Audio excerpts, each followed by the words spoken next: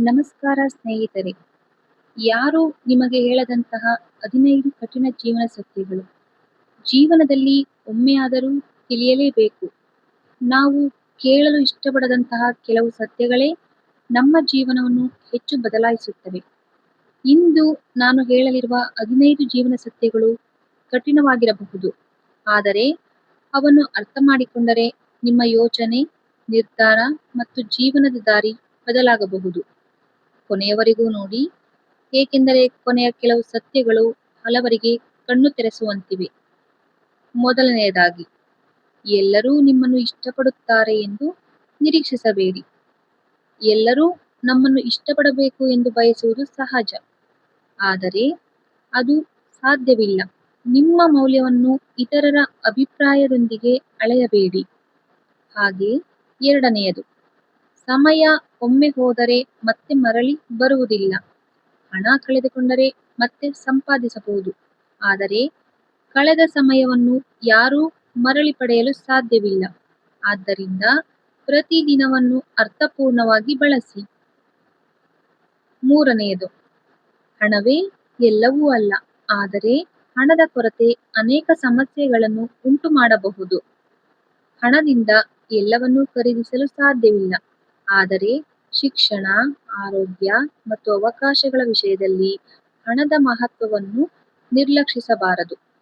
ಹಾಗೆ ನಾಲ್ಕನೆಯದು, ನಿಮ್ಮ ಯಶಸ್ಸಿಗೆ ನೀವು ಮಾತ್ರ ಜವಾಬ್ದಾರರು. ಪರಿಸ್ಥಿತಿಯನ್ನು ಅಥವಾ ಇತರರನ್ನು ದೂಷಿಸುವುದಕ್ಕಿಂತ ನಿಮ್ಮ ನಿರ್ಧಾರಗಳ ಹೊಣೆ ಹೊರುವುದು ಬೆಳವಣಿಗೆಯ ಮೊದಲ ಹೆಜ್ಜೆ. ಹಾಗೆ ಐದನೆಯದು, ವಿಫಲತೆ ಅಂತ್ಯವಲ್ಲ, ಅದು ಒಂದು ಪಾಠ. ವಿಫಲತೆ ಎಂದರೆ ನೀವು ಮುಗಿದಿದ್ದೀರಿ ಎಂದಲ್ಲ, ಯಾವುದು ಕೆಲಸ ಮಾಡಲಿಲ್ಲ ಎಂಬುದನ್ನು ಕಲಿಯುವ ಅವಕಾಶ. ಆರನೆಯದು, ಹೆಚ್ಚು ದೂರು ಕೊಡುವುದರಿಂದ ಸಮಸ್ಯೆಗಳು ಕಡಿಮೆಯಾಗುವುದಿಲ್ಲ. ದೂರುಗಳು ಸಮಸ್ಯೆಯನ್ನು ಪರಿಹರಿಸುವುದಿಲ್ಲ. ಸಣ್ಣ ಕಾರ್ಯಗಳೇ ದೊಡ್ಡ ಬದಲಾವಣೆಗೆ ಕಾರಣವಾಗುತ್ತವೆ. ಏಳನೆಯದು, ನಿಜವಾದ ಸ್ನೇಹಿತರು ಕಷ್ಟದ ಸಮಯದಲ್ಲಿ ಮಾತ್ರ ತಿಳಿಯುತ್ತಾರೆ.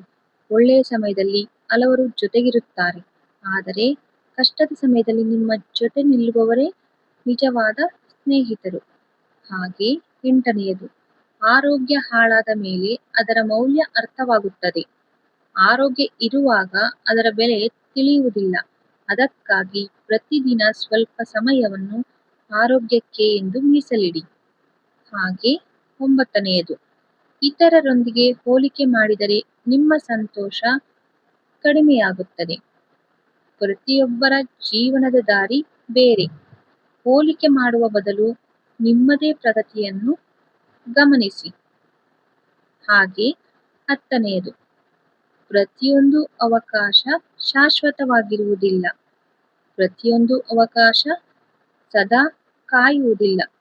ಸಿದ್ಧತೆ ಮತ್ತು ಸರಿಯಾದ ಸಮಯ ನಿರ್ಧಾರ ಮುಖ್ಯ.